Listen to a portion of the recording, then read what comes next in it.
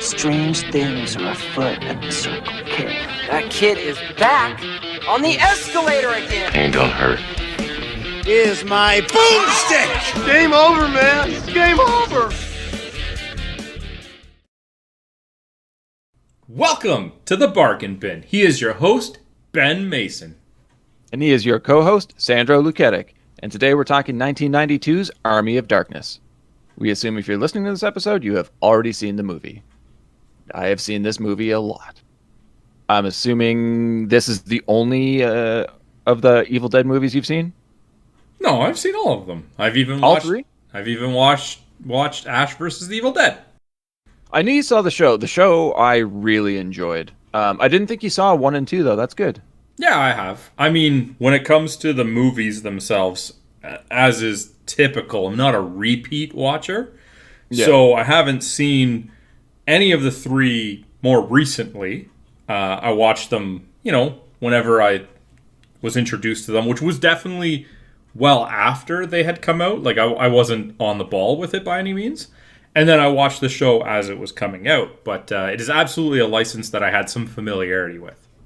Yeah, same. I had no idea of Evil Dead 1 or 2 or Army of Darkness until a party in junior high or early high school. I can't remember, but I had a few friends over, and one of my friends brought this and Romero's Dawn of the Dead, and I thought this was absolutely amazing. But the thing is, it's just Army of Darkness, right? I had no idea it was a sequel. They had to explain to me like weeks later that there was a part 1 and 2 kind of to the movie, and then I just got lost in Bruce Campbell for like 15-20 years. How long after you saw Army of Darkness and they told you that it was the third movie did you go and hunt out those other ones? That day. Well, I assume not that day. You were at a party, I have to imagine.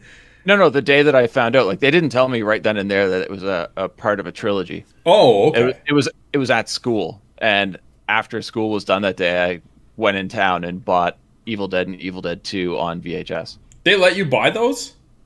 Oh, yeah. Well, you just said you were in, like, junior high. Yeah. No, it's fine. I looked older. I'm pretty confident you were just born looking old. I was shaving in junior high. Yeah, and I could definitely pass for 18 when I was, like, I don't know, 14? No, that's a lie. I couldn't. But they didn't really care. It's Halifax, man. No one gives a shit here. They just want money. We're poor. That's all you had to say. And that's why I felt that was going to be the answer. You're trying to find some justification. No, I looked old in high school. I'm thinking, like, in junior high, I really did not look that old. You had to try and for some reason defend these video store clerks that I was just one of those like awkward kids that's like, oh god, I need to shave. I'm not even old enough to grow a beard. Yeah. Well, if those guys are listening, they're going to be happy that you tried to cover for them. Oh, don't worry. That business went under a long time ago. How? They were getting so much extra money by selling tomatoes. No, the best part is I remember going into that store. It was Radioland in the Bears Road Shopping Center, which doesn't exist anymore. And they had a rack. It was around Halloween because they had one of those cardboard standees of like $5 VHS of classic horror films. Okay. Which was great because I got to see those movies for a total of $10. But they were really, really cheaply made, which kind of added to the fun of watching it. But when later on you get the DVDs, you get the Blu-rays, you actually enjoy like the quality of the film as opposed to just watching the story unfold. I don't know. It was still a cool way to see them.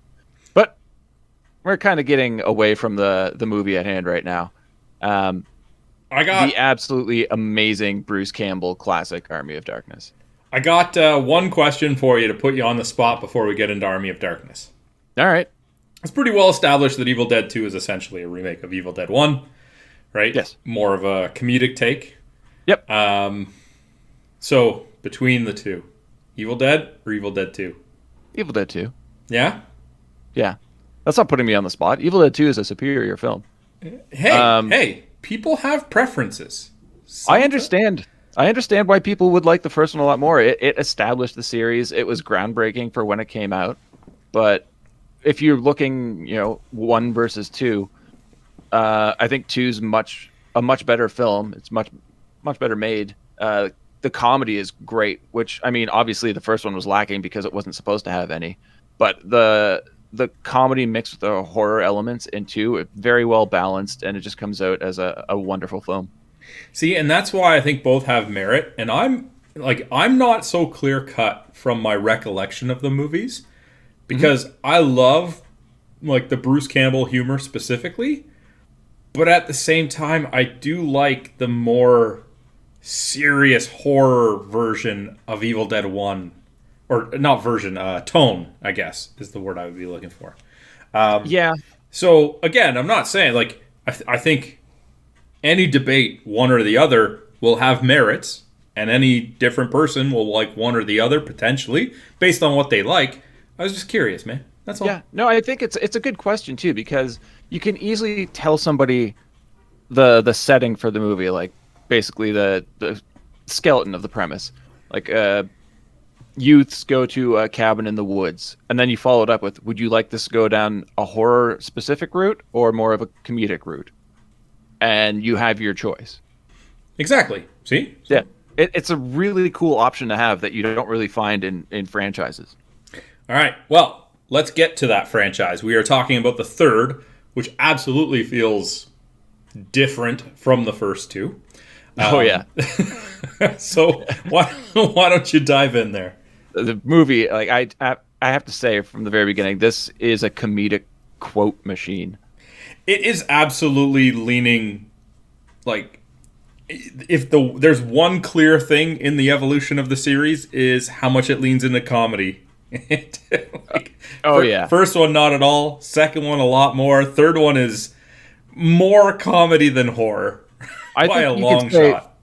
The first movie is a horror film. The second is a decent blend of horror with comedy. And the third is not horror whatsoever. I'd say it's more of a comedy fantasy. Yeah. That's what? Almost exactly what I just said, but sure. Lacking horror almost altogether. I said that. Fine. Moving on. All right, let's go. The film opens on a group of prisoners, shackled and chained in stocks, being led through a sandy valley. A voiceover introduces us to our protagonist. My name is Ash, and I am a slave. He tells us that as far as he can tell, the year is 1300 AD, and he's being led to his death. Now, I know we said it's a comedy. It's a pretty somber start to the film. How did you know it was 1300? I don't know. I also don't know how he got locked up in the stocks, because he only has one hand. You know what? Every time you see him in the stocks, which is not a lot, like, it's pretty much this intro and the beginning in the castle, I'm just like, why can't he just slide that hand out? Yeah, pull your stump out, man. I mean, it probably wouldn't do him any favors, but... No, his head and his other hand are still there, but it's interesting nonetheless. Give your arm a rest. Yeah. He lets us know that life used to be normal.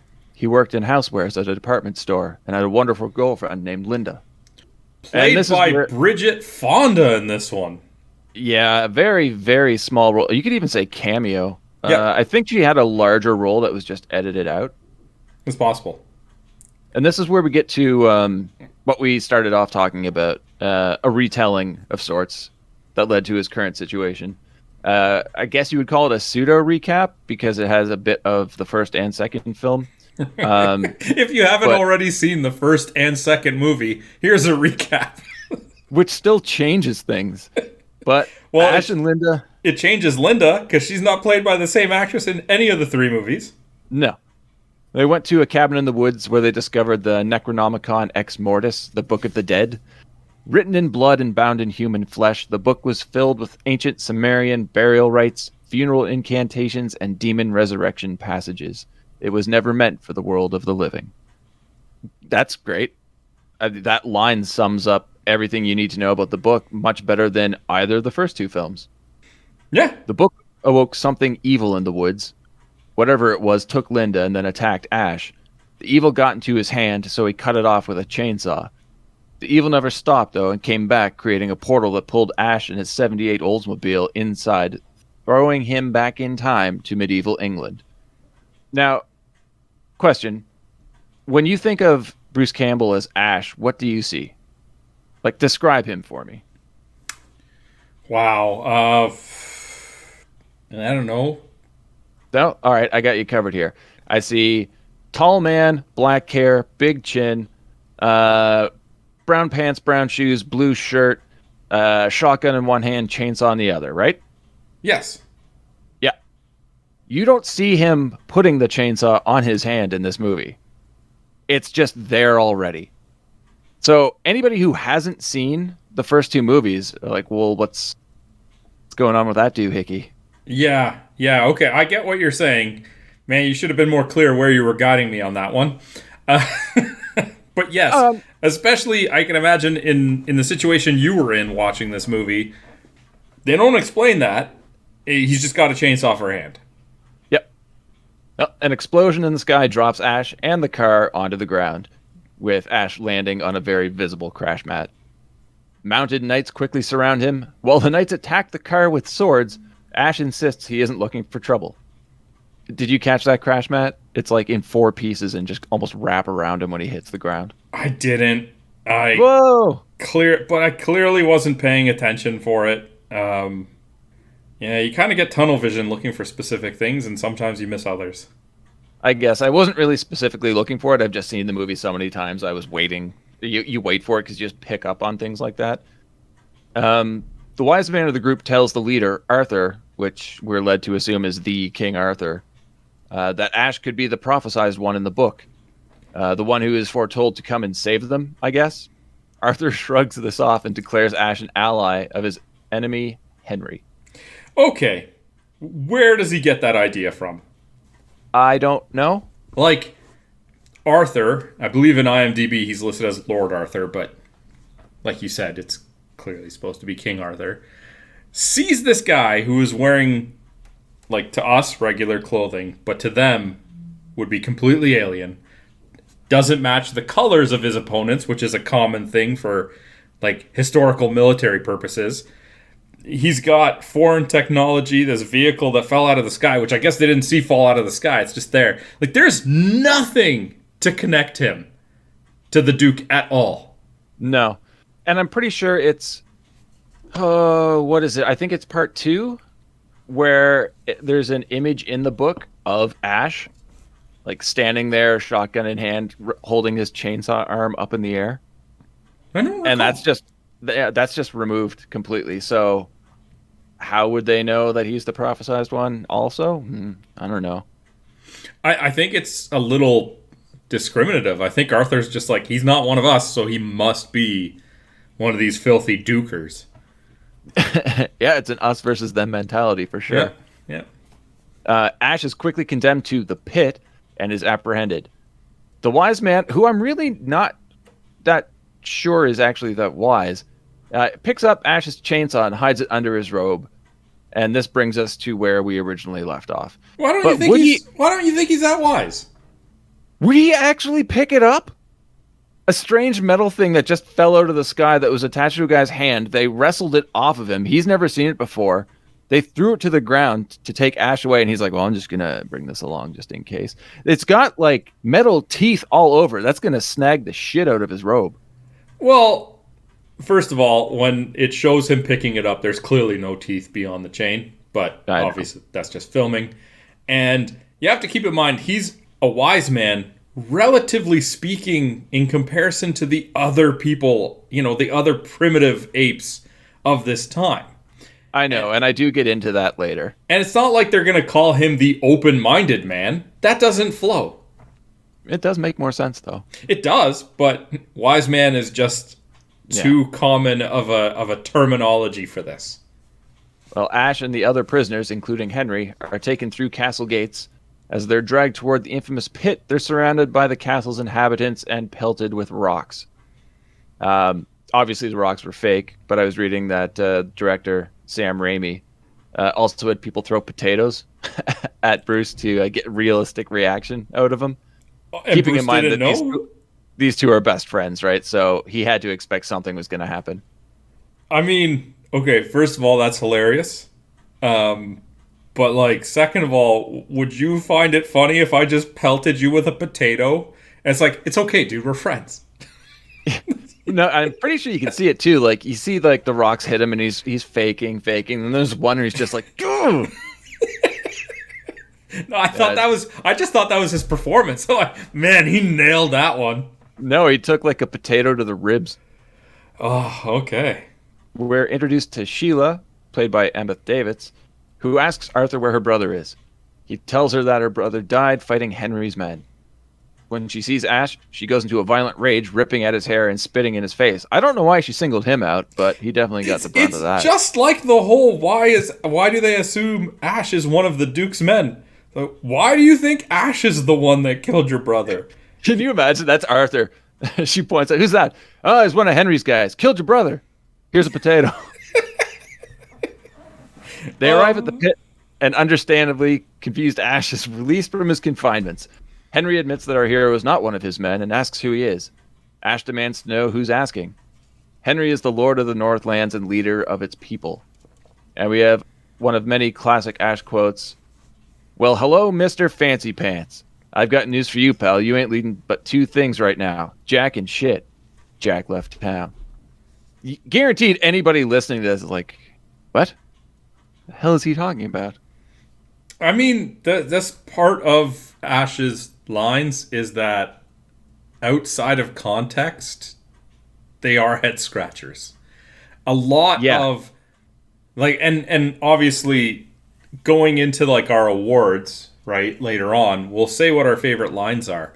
But for part of it, I had to go and look at a lot of the lines again after the fact in like the, like the scripts and the trivias on IMDb and stuff like that. And without his like tone and delivery, they don't feel the same. It's only because I watched it before I saw them in writing that I can get that. Yeah, and it's got to be just a natural ability for Bruce Campbell to pull off these lines. Because I don't see him doing this take after take after take to get the right one. It feels like he can just throw them out there and nail it first take. He's ad-libbing. In the script, it just said, Ash, say something witty. And there's something, too, you have to think about. And I've had this thought the last few times I've watched this movie. It starts off with a voiceover, right? So it's Ash telling the story. And this means that we're getting this entire story relayed to us by the hero of the story. So he's an unreliable narrator, and I'm really curious to know what exactly happened for these events, because there's no way it's as Ash portrays. Yeah, he definitely seems like the kind of guy who would stroke his own ego and embellish a little bit. And that happens a lot throughout the movie, because he'll do one thing and admits that it doesn't go over well, and then he'll do one more thing and people admonish him and love him and praise him. You're like, that doesn't work that way, man. I want to see the actual version of the events that would have played out had he not told that story. I think that would be a really fun alternate version of the film. Maybe, but we'll never know. Nope. You can thank Universal for that one. Thanks, Universal. Arthur approaches the pit opening. He states that an evil is about the land, and while Arthur's men try to fight, Henry and his people wage war on them. Henry retorts that he's besieged by the evil as well, but Arthur will not hear it. The doors open to the pit, and then we get one of my favorite characters, who is the bread lady. I have no idea who she is, but that line of "into the pit with them bloodthirsty sons of whores" is one of the funniest things I've heard in the entire film. One of Henry's men is, quote, thrown into the pit, which this has to be intentional, right? Where one of Arthur's guards lightly pushes the guy, and he takes a step forward and then just jumps in all by himself. There's a short silence before we hear his screams, followed by a geyser of blood, more than any human body could hold. It shoots through the pit's opening and showers the gathered crowd of onlookers. I absolutely love the delay before the geyser shoots. Oh, yeah. I kind of wish that they even played it up a little bit longer for effect. My only problem with it is once Ash goes down there and you see what it is, it's like, it shouldn't have been even as long as it was. No. I do have to say, though, it was perfect for me, because that is what hooked me to the movie. I liked the character of Ash. I liked the way he spoke. But it was the ridiculous blood geyser that sold me on the movie, and I was 100% in at this point. You're a liar. You're a dirty, filthy liar. Who's the bread lady? Bread lady is great. You were like, that's it. I'm in. We need more bread lady in this movie. That should have been a running joke too. Just periodically have people just like putting an emphasis on their statement by taking a bite out of something. One of the prisoners tries to flee, but Arthur takes him out with a POV crossbow bolt, which was sped up and looked pretty stupid. Yeah. Ash realizes he is next and tries to talk his way out of it, claiming he has no idea who Henry is. The red-headed prisoner tells Ash nobody will listen to him, and Ash is pelted in the head with a rock, which makes him teeter above the opening and is then shoved into the dark void. He lands in a large pool of mist-covered filthy water, surrounded by skeletons and other victims of what we soon discover to be a pit bitch. The monster attacks Ash while Arthur's people cheer on the action from the opening above. I enjoyed the fight. It's over the top, ridiculous. We get to see clown Bruce Campbell do his thing. When Ash gets the upper hand, Arthur calls for spiked walls to enclose upon the duo. The wise man, though, calls Ash from the pit opening and lobs his chainsaw into the void. Ash jumps, and the chainsaw fits to his wrist perfectly with a slight click. It just needed a sound effect to perfectly complement it. Definitely. Like a power-up in a video game. Yeah, right? That and the belt, which comes up next, are just so ridiculous that nobody can take anything in this movie seriously anymore. It's a comedy 100%. We're 10 minutes into the movie, and if you think that this is going to be serious at this point, you're in for a really bad ride. The thing is, they try to go for it a few times, though, which almost seems, I don't know, like a mistake. But Ash kills the witch, and then another monster bursts from the cavern's wall. Ash uses his belt as a whip, which clasps onto moving chains, pulling him upward.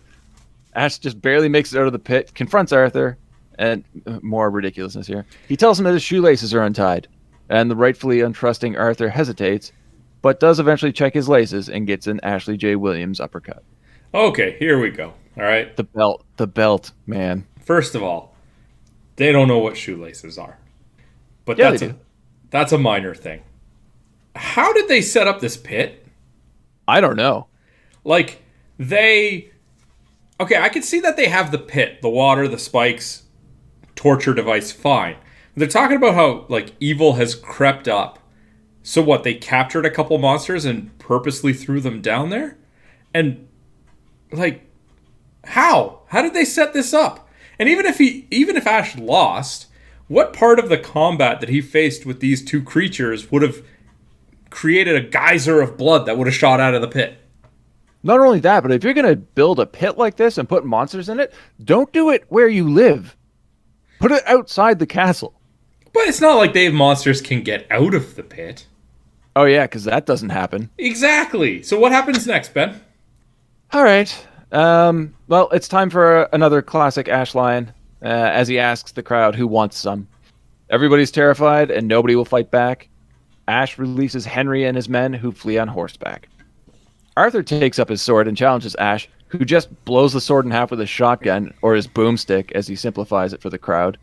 He begins to threaten them, but quickly turns and shoots the monster that has just crawled out of the pit, which just backflips back inside. Once the creature is dead, Ash states it's time for him to figure out how to get home. The monster will just climb up the chain after it was crushed by the spikes. So the spikes don't do anything. So why did he let Henry go? Because it's not like he was nice to him. Yeah, he was. Not really. He just told them that they're not going to listen to him. But, like, he asked Henry, like, tell them I'm not with you. And he could have said that, but he's like, they're just not going to listen. It's not really helpful. Well, I mean, it's obvious he's not one of their men. And No. that's just Arthur saying it so they can, like, get rid of him. Arthur's a complete asshole. And even when it was Henry who starts it off saying he knows that Ash isn't one of his men, and who is he? And Ash immediately takes a stance of, like, doesn't matter, who are you? Like, well, we already know who I am. Oh, I mean, So, it definitely sounds like Henry's inquisitive, but it doesn't sound like he's nice to him. Yeah, but he's not like, he's not. What's the word I'm looking for? Trying to kill him just from looks. Yeah, he's not standoffish at all. He actually takes the time to be like, I know you're not one of my men. Who are you? And he's like, well, tell him I'm not one of your men. It's like, look, man, they're not going to listen to anything I say. He's more inquisitive. Yeah, he seems kind of friendly. And honestly, he seems to be the better of the two when you look at what he does versus what Arthur does. Oh, yeah, for sure. Arthur's completely reactionary after this point, and Henry's the guy that takes a stand to like help later on. All right, fine. But yeah, the pit. Get it out of the fucking castle, man. Yeah, but we've already discussed, they can't get out, man. Yeah, obviously. Also, would be a shame if I didn't mention that the "Here's my boomstick" line is from our intro that people have now heard for 50 episodes. 50 episodes. Guys, I'm so sorry. It's not the tone I expected that to take, but well, thanks. Well, thank you, buddy. It's been a fun 50 episodes so far. Hopefully we do at least one more. Well, we'll see. We'll see how the rest of this one goes. Sweet. Cut to Ash being fanned and fed grapes and chicken by 3 women. I guess he's already figured it out, and now it's time to relax. But no, he's just waiting for the wise man to do it. Arthur's pissed about what? I don't know, about Ash, about the attention he's getting. What do you think? Or is he just an angry person? I think more than anything, he would be angry that he was made to look wrong. I just don't like... I think he wouldn't accept any sort of blow to his individual ego. Yeah, well, look at the shit Arthur's just had to put up with. Captured a guy, didn't know who he was, threw him in the pit, killed both monsters in the pit, and escaped. Tricked him to look down at his foot and uppercutted him in the face. Shot his sword in half, and intimidated his entire village, and now he's being pampered. Oh, Arthur, just sit in your throne and look angry. Yeah. Sheila apologizes to Ash, saying she thought he was one of Henry's men. Ash's response, first you want to kill me, now you want to kiss me. Blow. And spits a grape seed. This is our hero, Sandro. He, complete asshole. Jumped to a conclusion there, because... Yep. She's apologizing. She's not trying to make out with him. Yep. But and again, unreliable narrator. But that's his ego, so... The wise man enters, and apparently they need the Necronomicon to return Ash to his time. The problem here is that they don't have the book, and only the promised one can quest for it. Ash wants nothing to do with any quest, but before he can finish complaining, a cauldron of hot water spills and rushes over their feet. The woman attending that pot, which was apparently some sort of soup or stew, has been possessed and turned into a deadite. The thing warns them that they will never find the Necronomicon, and the evil will feast upon their souls. The deadite hag then drops to the floor, motionless. Decent special effects, at least for 92. Lower budget 92 as well. Arthur approaches, and we see the hag's eyes open. Ash grabs the king's, or I guess lord, as you said, lord's arm at the last second, warning him that it's a trick and to get an axe. Just then the deadite rises and quickly dispatches anybody who rushes her. Only Ash can stop her, and does so with some sweet spin kicks and shotgun shells. I mean, how stupid is Arthur if he didn't see that that was a trap? I don't know why he would assume it would be a trap. I mean, I don't think he's ever seen one. Oh, I guess, he had the pit bitch and whatever the other monster was. But has he seen a floating possessed woman before? I don't know. It's not really covered. I mean, if anything, the pit alone and however they got the creatures in there should at least teach him to be cautious, especially if he sees that one has already been revealed to be possessed or a creature. Yeah. But hey, that's Lord Arthur, which I'm assuming is called Lord Arthur because if they called him King Arthur, they might have some sort of legal issues. Potentially. The wise man tells of what will happen if the Deadites get the book before they do, and again asks Ash to quest for it. Ash looks at the stump of his right arm and comes up with an idea. Time to build a new hand. Montage of selecting a hand from a suit of armor, metalworking, hydraulic testing, and wine goblet crushing. Groovy. Okay. Why are we supposed to believe he can do that? I have no idea.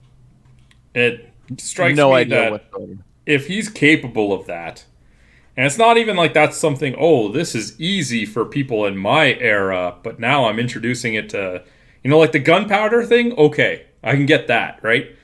But if he can just build this working animatronic hand out of this gauntlet, he shouldn't be working at the S-Mart in his day and age. Yeah, I also don't know why he just wouldn't keep the chainsaw. He's gotten along just fine with one hand and a chainsaw hand. That's a very good question. Yeah. I mean, it definitely helps them from having to hide a stump for the rest of the movie, since it's just like a giant oversized glove now. But we did not get a lot of chainsaw in this movie. Oh, did you see it was missing all of its teeth? But I guess when we get to the scene later on with the windmill where he punches himself in the face, it would probably go over rather poorly if it was a chainsaw. Exactly. That night, Sheila goes to see Ash. His reaction? What's the matter? Raised in a barn? Shut the door. Then under his breath, probably was raised in a barn with all the other primitives. Again, this is our hero. All he does is rip people apart. He just looks down at all of them. She tells him that the wise man says Ash is the promised one who will retrieve the book and lead their people against the evil. Yeah, we know this because we just saw that a scene ago, a scene that she was also in. I don't know why that dialogue had to happen. No idea. Selfish Ash states he's only going to get his book so he can go home. Sheila says she hears he's leaving tomorrow and she made him a blanket to stay warm. He snatches it away from her with a "Thanks, I've always needed a horse blanket," and throws it aside. She smacks him hard in the face and storms off, but before she gets to the courtyard, he stops her and lets down her hair. They stare into each other's eyes. We get another classic Ash of "Gimme some sugar, baby," and the two kiss passionately and awkwardly. Uncomfortable scene. The next morning, Ash and crew set out. They halt when approaching a narrow path, and the wise man tells Ash he must go alone. Follow the path to the Necronomicon, which is being held in an unholy cemetery. I'm sorry, but every time I see this location on screen, it just makes me think of Star Trek. Classic Star Trek fight scene with Kirk and the lizard guy? I forget his name. You're asking the wrong dude, man. No, they use it a lot in movies. Yeah. I also found it really weird, the setting for this, because it seems almost like a desert, but it's England, only it's not. I don't really know where this is set anymore. Because they go quickly from desert to pine forest, and none of the setting makes sense. It's a movie. I guess shouldn't really look too much into it. I've just always found that strange. But the wise man warns Ash that there is only one way to safely retrieve the book. When he removes it from the cradle, he must say the words "Klaatu Virata Nikto." He gets Ash to repeat the words a few times before an irate Ash refuses and tells him he's got them. And once he gets the book, they will have to send him back. He rides off into the distance, and, well, yeah, that's been stated a few times already. He'll go back when he gets the book. Ash passes from the desert into a misty forest where his horse is spooked at the sense of evil. We get a classic POV Raimi camera on a plank shot, and a chase ensues.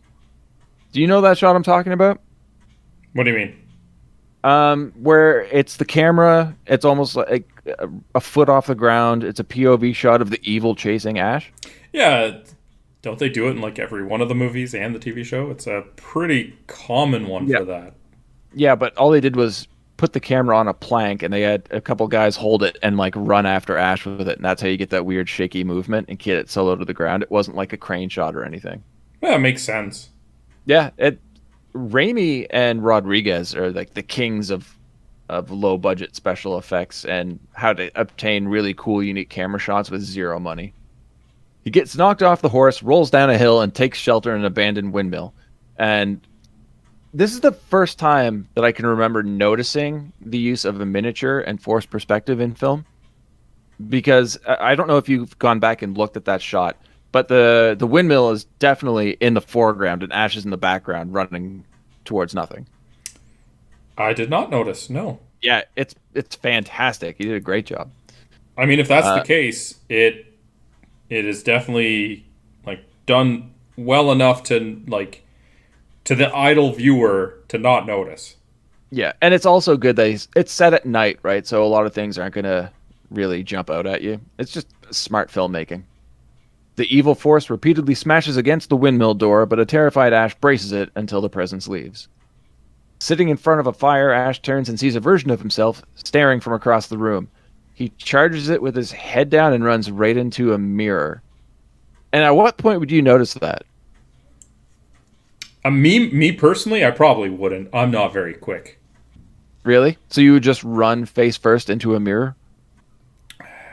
I'd probably have to reflect on the situation for a little bit. Was that the first one, or did I miss some others earlier on? That's the first one. All right, well done. It wasn't, but... He picks up a piece of the now shattered mirror and looks at his reflection before tossing it to the ground. As he walks away and crouches in front of the fire, 4 miniature Ashes step out of the mirror. They pick up a fork, ram it into his ass, and let the slapstick comedy begin. And does it ever begin? I am not a fan of slapstick. It does work here sometimes, but I've always hated this scene of the movie. They try to shoot him with his own gun. He kills one with a fork. They trip him with a broom. He hits his head on a stovepipe and falls face first onto the cooking surface. Has to pry his face off of it. Chases a mini Ash while singing London Bridge and is about to step on it, but at the last second it defends itself with a nail. Ash then slips and knocks himself out. I don't like any of this. It is by far the worst scene in the movie. It is, and we haven't even finished the scene yet, but it even gets worse. Oh, yeah. Like, coming to, he finds himself tied to the ground. Odd reference to Gulliver's Travels with the Lilliputians. 2 of the little Ashes pry our hero's mouth open, and another dives down his throat. And this is by far the worst effects of the entire film. Yup. Yeah, like, for as much as the windmill was done brilliantly, there's no question that this is what's happening. It is not terrible. It's not done well. Like, I have to imagine that it was the last effect they did for the movie, and they're like, we have no budget. Let's just project this onto another screen or something. Yeah, this is where the quality definitely takes a nosedive. I did like one thing about the miniature Ashes, though, and that one of the 4 was played by Bruce Campbell, and the other 3 were just dudes with Bruce Campbell masks on. Well, that's pretty good. It worked pretty well. Ash breaks free of his bindings and panics when he can feel the miniature doppelganger crawling around his innards. So what does he do? Grabs a boiling kettle and pours the water down his throat. A death scream emanating from his stomach is heard. There should be a death scream emanating from him if he didn't burn his own voice box. Yeah, doesn't make any sense. Boiling water down the throat. I did like how he went to pick it up with his real hand and burnt it. So he like shakes it really quickly and grabs it with his brand new metal hand. Which only reinforces the fact that his throat should be completely destroyed. He should be dead. That should have killed him. Yep. Quickly thereafter, Ash gets an itch on his shoulder. The skin rips open, revealing an eye peering out. He bursts through the windmill door, screaming in pain as a full head is now grown out of his shoulder. He pauses, and the 2 heads howl at the moon. The new head, now controlling the right half of Ash's body, punches the left head in the face with a metal hand, need I remind you. And then we get a Three Stooges eye poke bit. Okay. Yep. Ash's body fully splits in 2, and now we have a good Ash and a bad Ash. Yep. I don't like... Get the windmill scene out of this movie. I understand we need it to have the 2 Ash scenario. I don't need that in this movie. I mean, you don't need a 2 Ash scenario. Beyond this, there's really no reason that the main villain is an evil Ash. It could have just been an evil villain. It's true. I don't mind the fact that it's an evil version of the hero. Like, I get that. It's a little bit too smart for this movie, but Yeah, it could be a generic bad guy. But they don't play it up as if like, oh, because he was split from Ash and he's an evil Ash, he has insight into the way he thinks, or you know what I mean? Like they don't utilize that in any way from the plot standpoint. That it just doesn't. It could have been any villain. Also, one thing I never really thought to look for: does evil Ash have a metal hand as well? No. Okay, good. Bad Ash doles out quick jabs and pot shots, mocking our hero as goody little two shoes. He stops immediately when the shotgun barrel is placed under his nose, and good Ash pulls the trigger. Good, bad, he's the guy with the gun. Alternate scene I have in my Blu-ray of this. Completely different line. The original line they were going to use after he shoots Evil Ash in the face, he just says, "I ain't that good." That buries the scene. I like the line that they went with, the good bad. I'm the one with the gun more. Yeah, it's so much better. Yeah. Ash drags the corpse of his twin back to the windmill where he chains it to a table. He dismembers the body with his chainsaw as it awakens and screams in pain. I didn't even know he had the chainsaw with him until now. He stuffs the pieces into a sack, drags it outside, and hurls it into a shallow grave. The head rolls out and tells Ash that he'll die before he gets the Necronomicon. Ash asks what's on its face, and then hurls a shovelful of dirt onto it. He fills in the rest of the grave and rides off into the night. Pretty good comedy scene. Yeah, it was good. When did he get the horse back? That's a very good question. Yeah. Because the horse... He rode into a branch, knocked himself off the horse. The horse took off when the evil was chasing them. Then he runs to the windmill. Then all this shit happens. And then the horse is back. That's a good question. Thank you. He arrives at the graveyard, which looks like something right out of a Tim Burton film. On a pillar atop a staircase rests 3 copies of the book. A confused Ash has no idea what to do, so he grabs the first Necronomicon. The cover flips open, revealing a vortex within the pages that sucks Ash inside.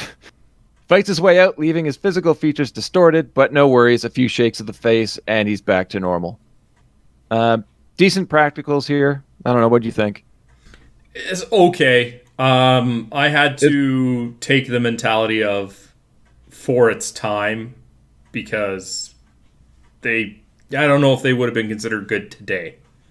It's pretty bad.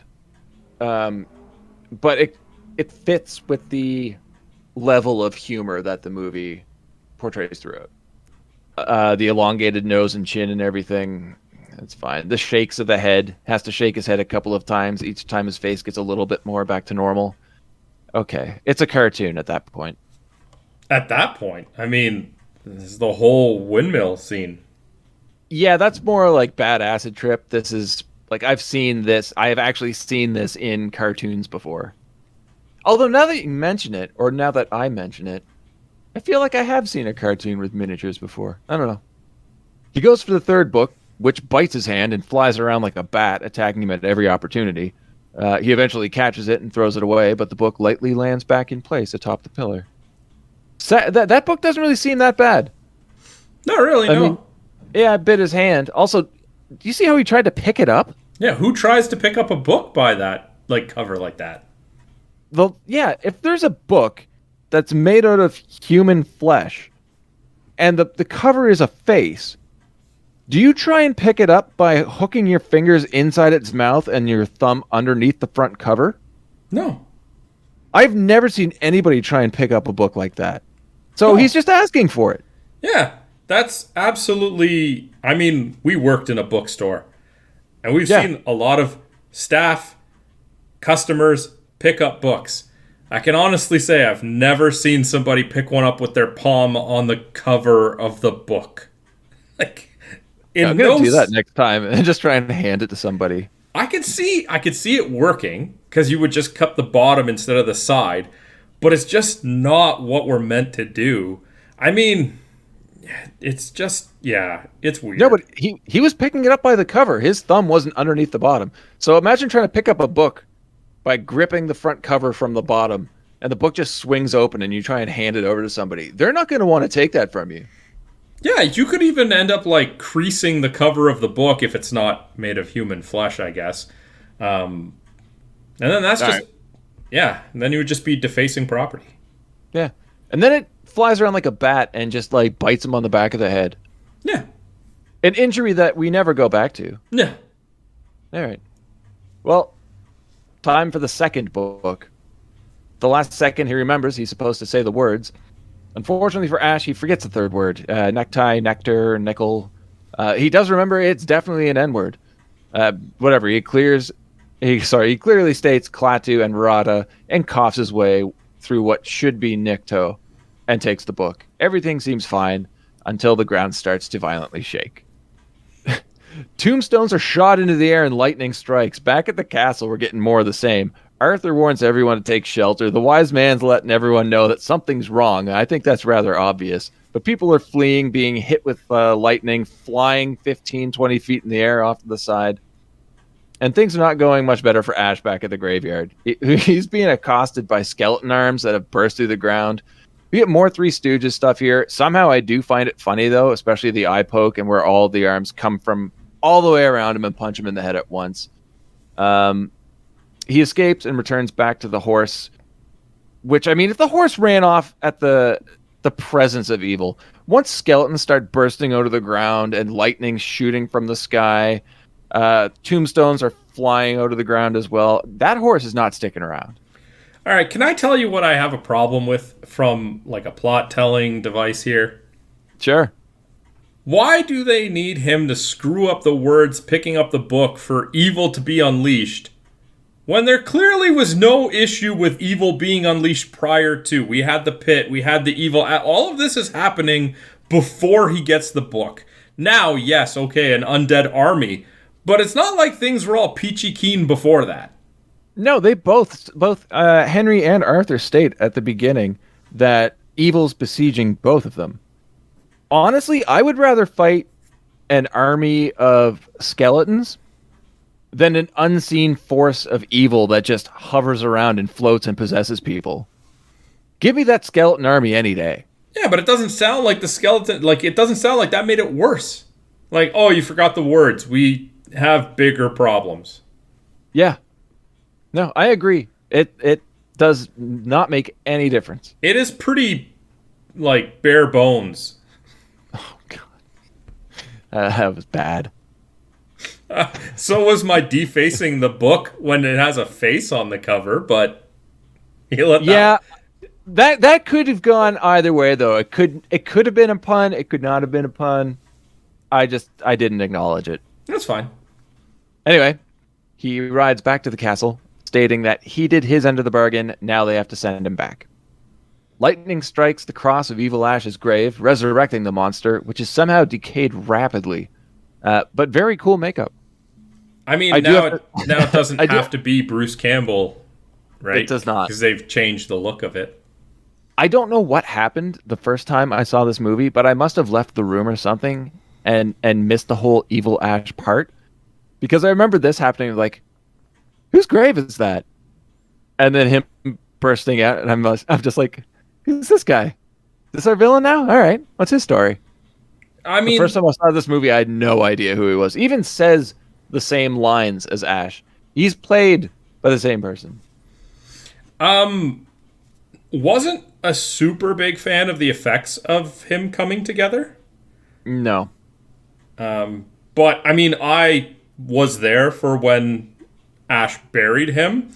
So unlike you, I didn't need to piece it together. Oh, no, that was a long time ago. Obviously, yeah. I'd seen it many times after that and realized I missed a decent chunk of the movie the first time. But, yeah, now when you see fully, like, resurrected Evil Ash, I agree. We could have just had a generic villain and probably made him look a lot cooler. I mean, you could have even said from the start that evil was rising and have it where there was like a fabled like war leader for these undead armies or something. And when Ash didn't recite the words, he was resurrected. And then that's what sets things into motion. Then you can almost even kind of get away with some of the evil that's already been out prior to the book, because the book was only protecting like that main guy from being resurrected. But Yeah, that's a great story right there. That would make this movie better. And you know what I think would make it even better is if that one character to be resurrected was like really crazy, unpredictable, insane. Like it doesn't have to mirror Ash at all. He'd just be like a leader of an army of the dead. And the person that could play that character perfectly is already in this movie and horribly misused. And that is Bill Moseley, who played Otis Driftwood in House of a Thousand Corpses and The Devil's Rejects and Three from Hell, Chop Top in Texas Chainsaw Massacre 2. He is the voice of one of the skeletons during the siege at the end of the movie. And that's it. Wow. He's an absolutely amazing horror actor who can play crazy better than anybody. And he's just wasted. I think with your idea of the potential antagonist that we could have had and him in that role, this movie, even though I love it, I think it's absolutely amazing, could be even better. Well, I mean, the main reason that I expressed my version of it is just because it would then at least justify the stuff that's happened up until he gets the book. Because, again, to me, it's like, all right, well, we're fighting mini versions of you and replicas and creatures in a pit. And this is all taking place before the book is taken. So yeah, at least that explains that. Like, evil was always present, but at least the book kept this like leader that would reinforce and bring them together and guide them at bay. Right? Yeah, brilliant idea. Ash is cheered by the villagers upon his arrival. He's too done to care, though, smacking them away as he makes his way to the water trough. You catch the dialogue here? Huh? Did you catch what Ash says at this point as he's trying to go to the water trough? I mean, I probably did, but when do I ever get these right when you ask me the question? Well, I don't have the exact quote, but it's along the lines of, "Get the fuck away from me." I'm like, is this the only time we hear Ash say fuck? Because I can't think of any other time I've ever heard that. It seems completely out of character. I mean, it definitely conveyed proper emotion for him. He's done. But I don't think it was said before or after. I don't know if it really needed to be said then, too. No, that's why I look at it, the R rating. I didn't even notice it. No. Yeah, it's weird. Anyway, the wise man demands the book and asks if he spoke the words before he removed it. Ash admits he might not have said every single little syllable, but basically he said them, yeah. The wise man loses it. Without speaking the proper incantation, Ash inadvertently woke the army of the dead. Going back to what you said before, not exactly making things that much worse. He admits that the book can still send Ash to the future, but to them it is useless. The evil craves the book, and it will go to the castle to get it. Selfish old Ash is only concerned about their deal and wants to go home. Arthur agrees to honor their bargain, making Ash look like a complete asshole. He tells Ash that the wise men were fools to trust him. The now downtrodden townsfolk turn their backs to him and wander off, uncertain of their fate. Sheila confronts him about all the sweet things he said to her. He explains that's what they call pillow talk. She says it was more than that. She still believes in him and has faith that he'll save them. The look on his face says everything. She calls him a coward and walks away, but a winged monster swoops in and abducts her. Ash tries to save her, but it's hopeless. Pretty bad looking monster. Yeah, they really didn't. Now that I'm thinking about it, they really didn't make us like the hero. No. I love Ash, but now that I think about it, it's not because he's a good hero at all. He's not even a good person. No. And he's the one telling the story. Yeah, you think that if he was doing that whole thing that you said, narrating and making himself look good, he'd make himself look good. Can you imagine if this is actually Ash making himself look good? He's like, oh God, if I told you what really happened. I was the one that got buried. This is evil Ash. He's just taking real Ash's place. Yeah. He's like, it was great. I lied to everybody. I messed up their town. I set evil free. It was great. I lied to a woman to get her to sleep with me. Made fun of her horse blanket. And she still slept with me. Cut back to the graveyard. Evil Ash is commanding an army of stop-motion skeletons, which did look really good, I have to say, compared to the monsters we've seen. Yeah. They're rebuilding their army to storm the castle and get the book. Sheila is dropped at Evil Ash's feet. He commands her to give him some sugar and forcefully kisses her. And then we get an out-of-place shot of nude slave women and a skeleton creepily saying, "We got plans for you, girly girl." As Evil Ash is like getting ready to like just completely violate Sheila in the background. Yeah, it's a really weird, uncomfortable scene. Yup. Scouts approach the castle. They inform Arthur of the newly reformed Army of the Dead, who are about a 2 days' ride away. Everybody panics until a shotgun blast rings out over the courtyard. A newly courageous Ash gives a speech about how they need to rally and fight. Arthur has one of the best lines here. I love how there's an echo to it, because he's like calling up. He's like, "Are all men from the future loudmouth braggarts?" And Ash responds, "Nope, just me, baby. Just me." Continuing to make himself look good. Yeah. Most townspeople have fled, leaving only 60 to fight. Ash suggests getting Henry and his men to aid them. And with little effort, Ash actually gets the people on his side. Now, this makes sense if it were Ash telling the story. He's like, yeah, all I had to do is just say, do this, and they're on my side. At the graveyard, Evil Ash reveals possessed Deadite Sheila to his army. Then we get another montage scene. I'd love to hear what you have to say about this one. Ash's Oldsmobile is drawn into the blacksmith shop, and they go through the trunk. All sorts of odd shit in there. Shotgun shells, a Chemistry 101 textbook, a book about steam power, a copy of Fangoria magazine, a 2-liter bottle of Coca-Cola, rope, and more. Time to get to work modifying the car and creating a stockpile of gunpowder. Okay, so I said it earlier, but like, having the chemistry book and being able to make gunpowder makes sense to me. What they did to this car does not make sense. Even with a book. If you gave me just like a book on engineering and all the parts to make that car, I still can't do it. Yeah, I don't know. I also don't know what would happen if you gave people in 1300 AD a Chemistry 101 textbook, what they would come up with. Well, I mean, they did show the wise man like holding the gunpowder over the candle. So even with the book, it ain't helping. Even steam power. But can you imagine one of like the townspeople finding that copy of Fangoria? Like those special effects would just be like, why does our hero have this bundle of murder paper? And I'm also imagine giving the townsfolk small cups of Coca-Cola. Demon liquid. I think it would be better if he had like a Playboy. That would make more sense for him. It would make more sense for him, but like, it's not what they would expect to see from women in their day. Yeah. No, the reasoning behind the Fangoria, though, I'm pretty sure is it's because of all the support they gave Raimi and Campbell and crew when they were trying to promote the first Evil Dead movie. Maybe the second, I don't really remember. But I'm pretty sure it was more of a thank you. Yeah, it's a nice little homage. Yeah.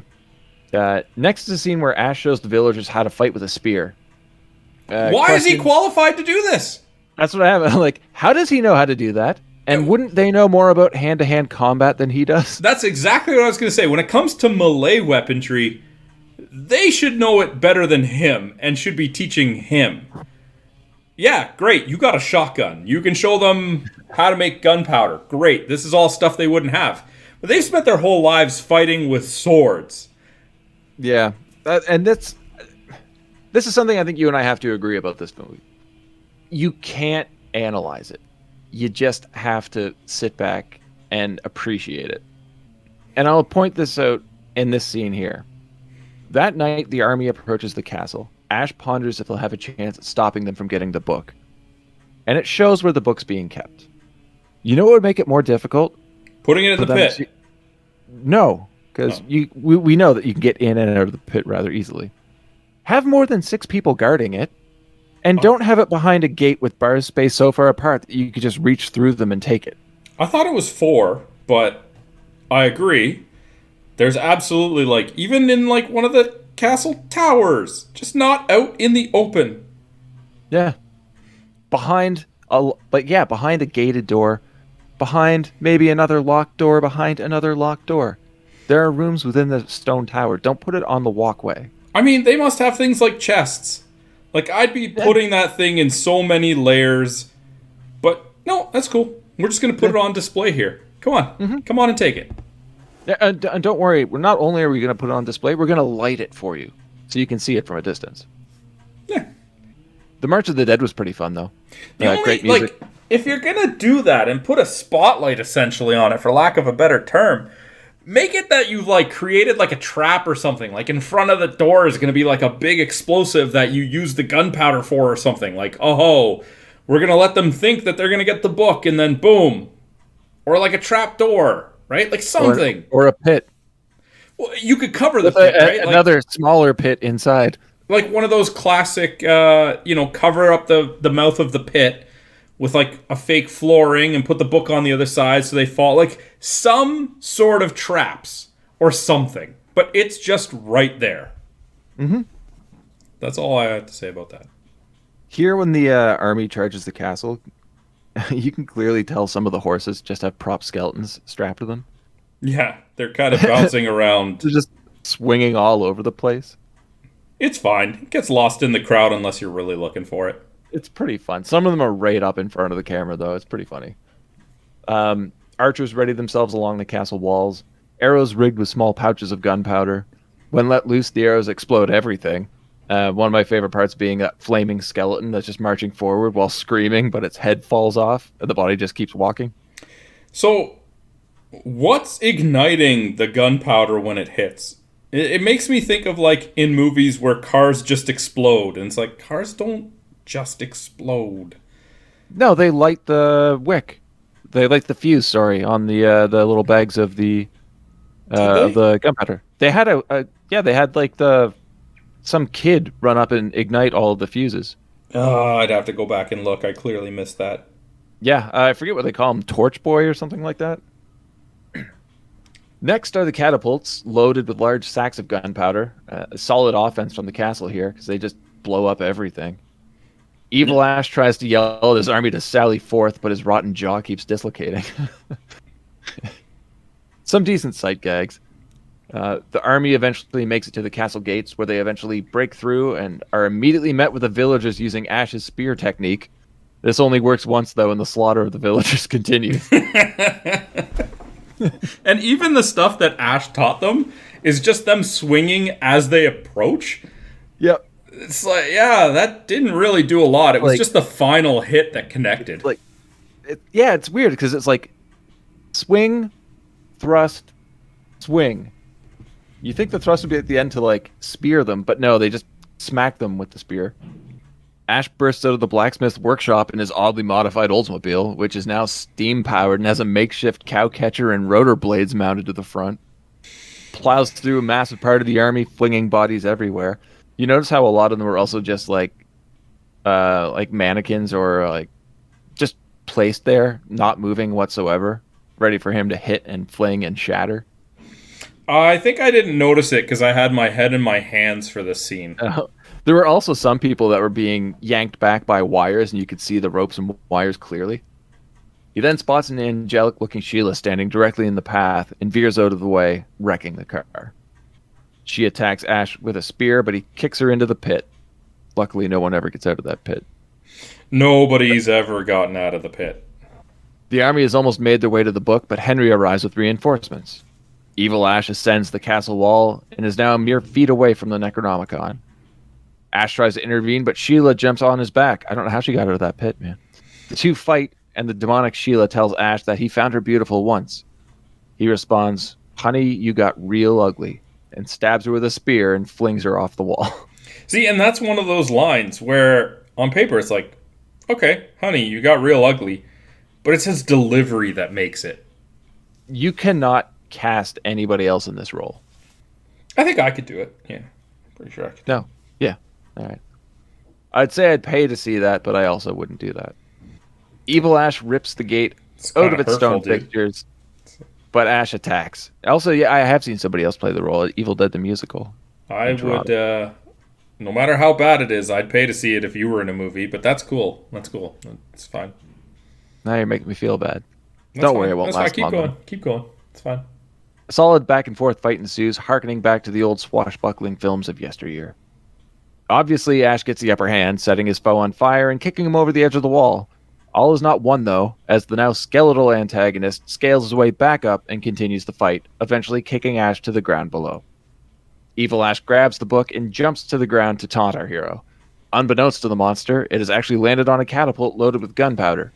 Ash cuts the thing's arm off, catches the falling book, lights the sack of powder, and lets loose the catapult, firing Evil Ash up into the night sky where he explodes. Also, pretty bad effects. Mm-hmm. The remaining army just retreats, and Sheila somehow reverts back to human form and is now alive. Henry and Arthur's men have a standoff until the two leaders march towards each other and embrace, showing a newfound unity. Everyone cheers their victory and new partnership. The next day, the wise man gives Ash the potion he needs to get home. For it to work, he must say those exact same 3 words again. Ash kisses Sheila goodbye and rides off. Which leads me to believe that he's just abandoning that horse. Why does he need to ride off to drink a potion? I don't know. Maybe he has to go back to where they found him. But no, that would take him right back to the cabin, wouldn't it? And his car's not there. He has to get a new car. You know how long you have to work at S-Mart to afford a car? I don't know what kind of wages they provide, but there's a lot of questions at this very rushed feeling ending. Yeah. Well, cut to modern day. Ash is finishing his recount of the events to a fellow S-Mart employee, saying he thought about staying, that they offered him the chance to teach them, to lead them, to be king. But his place is here, so he swallowed the juice, said the words, and here he is. That employee, Ted Raimi, in his 4th role of the movie, asks if he said them right this time. And maybe Ash didn't say every single tiny little syllable no, but basically he said them yeah. Another coworker tells Ash that she thought his story was cute, but before he can really respond, a deadite appears. It knocks Ash out of the way and is about to crush his coworker with the cash register. A shotgun blast rings out, and the register is knocked out of the monster's hands. Cut to Ash standing on a counter. Lady, I'm afraid I'm going to have to ask you to leave the store. When the deadite demands to know who he is, he responds, name's Ash, housewares. He kicks a cart and jumps on it, repeatedly shooting the monster until it flips out of the way. The fight continues with more shots fired until the thing falls to the ground dead. He rips off his S-Mart uniform and holsters his shotgun. But where did the holster come from? He wasn't wearing it a second ago. Also, who has a rifle holster for the hip like that? I haven't seen that before. A guy with one hand. Very good. A voiceover states, sure, I could have stayed in the past. Could have even been king. But in my own way, I am king. The coworker rushes to his side and they embrace. He leans her back, and before they kiss, he utters, hail to the king, baby. Cue the music, fade to black, end movie. So, how do you feel about that one? Man, that statement we made a couple of times recently about how the final act in movies goes by real quick still holds true. 'Cause really, really rushed after the graveyard scene. Mm-hmm. Yeah, it's very formulaic. And I don't know if parts 1 and 2 fell victim to that as well.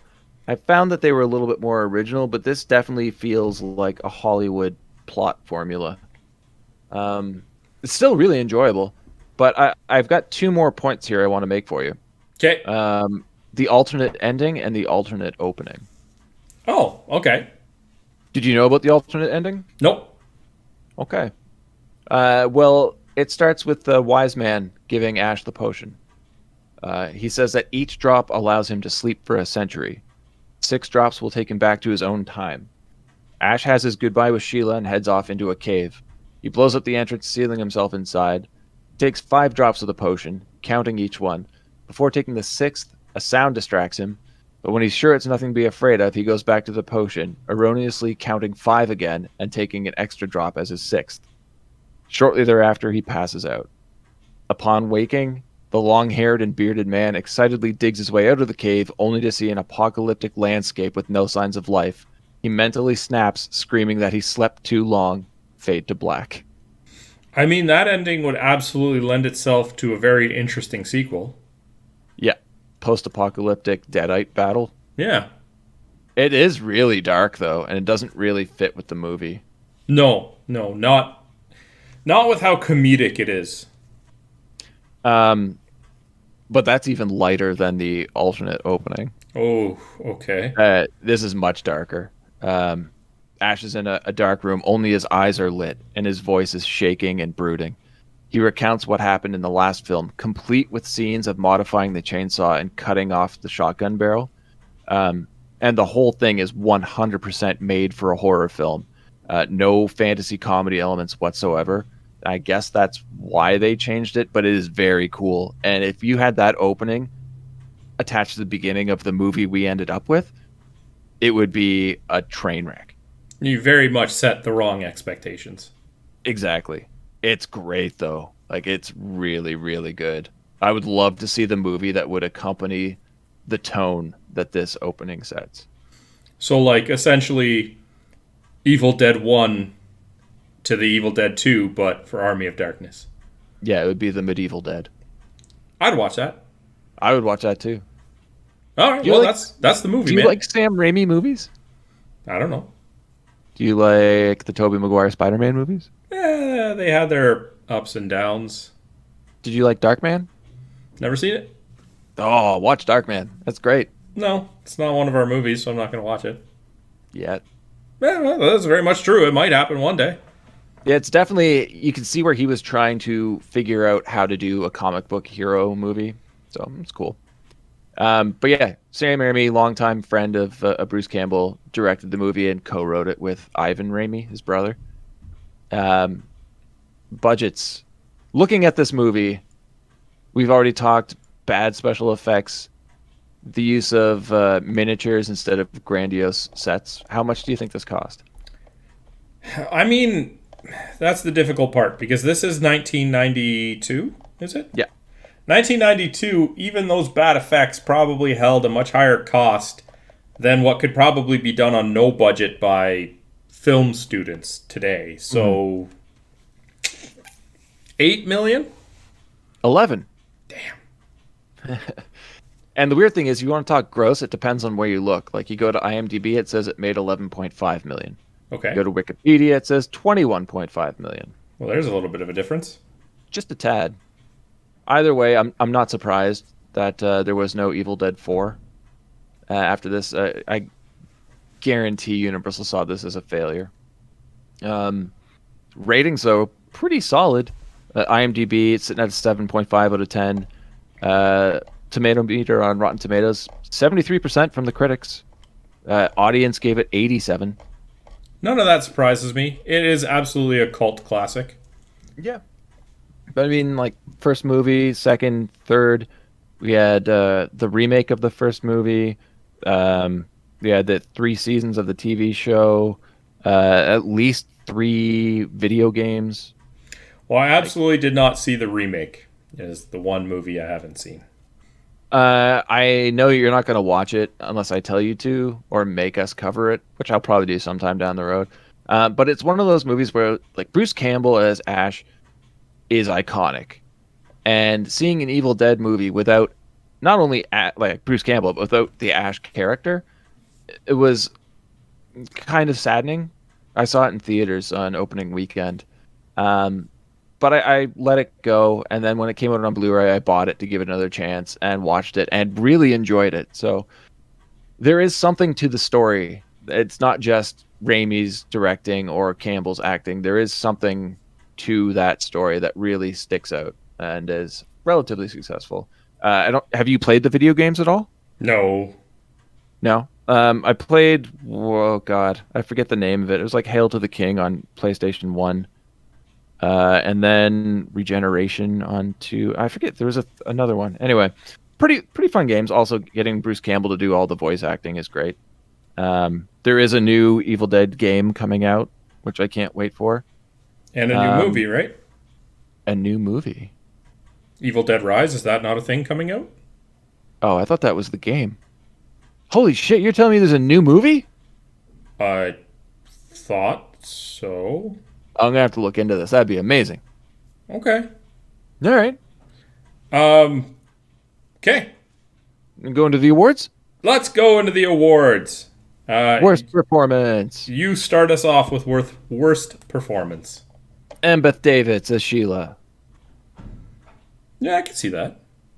Which is funny though, because if you listen to the commentary track on the movie, as soon as she's on screen, like the commentary is with Sam Raimi and Bruce Campbell, and I think it's Bruce that says something along the lines of, "After this movie, she'll never act in Hollywood again, or never work in this town again," and Raimi didn't get the joke. It's because after this, she did Schindler's List. It was actually like well regarded for her acting abilities. Oh, I wouldn't have known that either. Yeah. Who'd you pick? I went with Marcus Gilbert as Lord Arthur. Yeah, he's pretty bad. I felt like they definitely wanted to. Earlier, when we were discussing like what he might be so upset about, and we were kind of guessing like, oh, it might be his ego. It's like I just feel like the actor didn't portray the emotional weight or the direction of what that was intended the way it should have. And I just think it suffered a little bit for it. That's all. Could also be he was upset when he realized the haircut he had to sport throughout the rest of the movie. Oh, keep the chainmail on, man. Jeez. Just keep the chainmail on. Well, as soon as you take it off, I'm not even kidding you. I'm watching the movie. I see him, in the battles and with the chainmail and this and that. And when they go to the scene inside the grapes and he's not wearing it for the first time, it took me a minute to realize that was him. It's bad. It's so bad. We should just skip best performance, right? Well, no, it's tradition. We have to go through it, man. So I always start best performance. Yeah. I had Bruce Campbell as Ash. Yeah, of course. I think that the description, the only description that it needs is this wouldn't be a series without Bruce Campbell as Ash. Yeah, I agree completely. This movie is Bruce Campbell Part 3. Yeah, perfect. No need to dwell on that any longer. Maybe dwell sounds too negative, but you get the idea. Praise. Pardon? No need to praise him any longer. Sure. Well, I just meant the award, right? Not him. No, I mean, nobody's going to pick anybody other than Bruce. I mean, if they do, I don't want to know them. Yeah. What did you have for favorite or most memorable line? There's too many. You have to pick one, man. There's just too many, though. You have to pick one. Probably be the primitive screwhead speech, then. The whole speech? Yeah. I can see you put a lot of preparation into these awards. Guess you didn't have enough practice after 50 episodes. No, I've seen this movie so many times. There are way too many decent lines to pick one. So I picked one that has like a speech that has multiple lines to it because like almost everything he says is great. Almost the entire movie is quotable. You could have even cheaped out and said that because it's in our intro, I'm just going to take "This is my boomstick." And it's like not my favorite line. No, but it's not also favorite. It's also most memorable. And I mean, it's not the most memorable. Okay, you know what? I was trying to give you an out. I wasn't saying that it was. It's not what I have written down. I was just trying to give you an out so that it didn't. I don't need an out. What's your most memorable line? I went with, "Well, hello, Mr. Fancy Pants. Well, I've got news for you, pal. You ain't leading but two things right now: Jack and shit. And Jack left town." That's passable. I mean, again, I could have put many other things, and in fact, another line that was a nominee is in my favorite scene or moment. But I went with this one specifically because it so perfectly portrays, like, Bruce Campbell or Ash's attitude. Like, here he is in stocks, and he's essentially being threatened to be killed by Lord Arthur's men. And he still takes time to take a jab at Duke Henry, who is in shackles with him, who might even potentially be his only ally, if for no other reason, but because they're both in the same situation. Yeah, and he's a complete jackass. And he's still a complete jackass to the one potential ray of light he has in this situation. The one guy who's not trying to pelt him with potatoes or throw him in a pit or kill him, and he takes the time to be a jerk to him. Yeah. And, again, my delivery pales in comparison when, again, on paper, doesn't seem like the greatest line, but when you see his delivery, absolutely phenomenal. And the best thing about that, too, is I've read the first two of his 3 books, and having seen enough of his film, I can read the book with his voice in my mind, and it's absolutely hilarious. Ah, perfect. So I guess I start favorite or most memorable moment. Yep. And I went with the Goody Two-Shoes scene with Evil Ash. Yep. The main reason being, and it's not because it's my favorite, I actually think that it's quite poorly done. The amount of tonal change that Evil Ash has, and when he's doing the little finger thing with the Goody Two-Shoes, which actually kind of reminded me of like Jim Carrey in a way too, with like the delivery and the rubber facing and stuff like that, will stand out to me, and not for good reasons, because one, it is done well enough, but it does not fit in this movie, even more so than anything that happens in the windmill scene. But then it's complemented with what was a nominee for one of my favorite lines, is because it's put an abrupt end to by having Ash, who very abruptly, like, kind of grounds us back into the movie by shooting the guy with a shotgun and delivering the line, good, bad, I'm the guy with the gun. It's almost like the movie knew that Goody Two-Shoes part didn't fit, and they had Ash as a character, like, for the audience, shut it down. Yep. And I'm going to have to agree with you. It's my most memorable scene, too. And there's a few reasons why. You said a few of them. But to me, this one scene sums up everything that's right and wrong, good and bad with this movie. Because, yeah, you get the finger dancing scene of Goody Little Two-Shoes. Then you get the shotgun under the nose. And as it clicks, Evil Ash, his expression changes knowing that he's fucked. He pulls the trigger, you get a poof of smoke out of the barrel along with the sound of the gunshot going off. Nothing happens to Ash's face, even though he just took a direct shotgun blast to the face, who flips upside down, hits a tree in the background, and then hits the ground. You can see the wire pull him back. You see the tree that he hits wobble because it's not attached to the ground properly. And then you get a decent line like that with the music amping up and the perfect camera angle on Ash's face. Like, it's got comedy, good writing, good music, dramatic action, faulty stage work, everything just pieced together. And they know what they're showing you. They could easily have done things over again. They did. They had him say another line and went with this one instead. So they left all that in with reason, and it sums it up perfectly. It's a great mishmash of fun filmmaking, good filmmaking, and bad filmmaking that also kind of work in this weird harmony. It's awesome. It's a great scene. Awesome. Well, as usual, I don't think it's much of a secret. What's your final recommendation? 100% watch this. Watch it with friends, watch it alone, watch it on repeat. I've seen this movie so many times. I love it. I can't, like, even the bad things I have to say about it, I still defend as being fun and entertaining. You? I absolutely do recommend it. The one thing about it is that I don't know if I would recommend it to somebody who's looking for a horror movie. Simply because, like you said earlier, it's essentially it's a comedy fantasy more than anything horror. But as long as you're okay with that, then this is an absolute must-watch. Oh, yeah. And if you're thinking about picking it up, I highly recommend checking out the collector's edition from Scream Factory, because it actually has 3 different versions of the movie on it, all of them relatively different. Again, you get the original opening and ending, bunch of deleted scenes, feature-length making-of commentaries, and shit like that. So if you watch the movie or think about watching it and you know you're probably going to enjoy it, pick up that Blu-ray because it is absolutely amazing. Definitely worth the money for what you get. Awesome. So, Ben, we have now done this for 50 episodes. Wow. Congrats. Congrats. I guess on the simplest sense, next week we'll be starting season 2.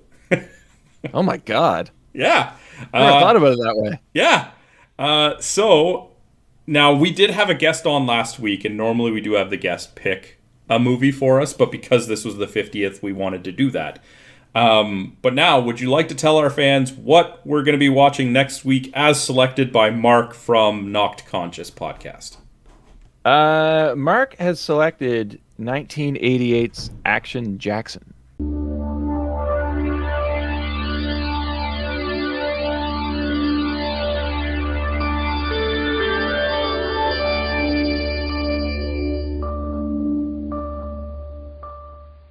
If we tell you about Action Jackson, you promise not to go befouling our patrol car? There's been a lot of talk about Sergeant Jericho Jackson. Some say that some researchers at NASA created him to be the first man to walk on the moon without a spacesuit. Harvard law degree. Your old partner seems to be some kind of magnet for trouble. He wouldn't have it any other way. But forget everything you've heard. Jackson is so vicious, we don't even let him have a gun. Because action speaks louder than words. Chill out. Why do they call you Action? What? Happy to catch a can.